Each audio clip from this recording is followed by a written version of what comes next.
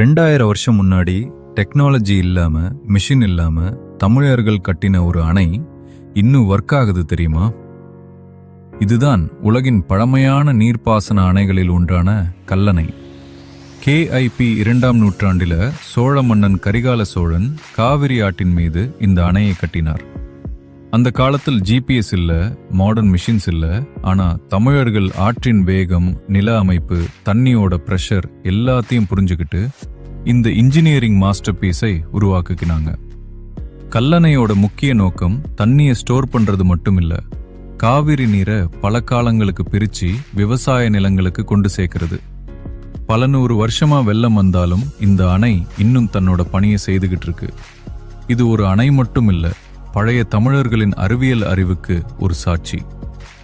அதுக்கு மேல ஒரு ஷாக்கிங் ஃபேக்ட், கல்லணை கட்டப்பட்ட காலத்துல இருந்த பல கட்டிகள் அழிஞ்சு போச்சு.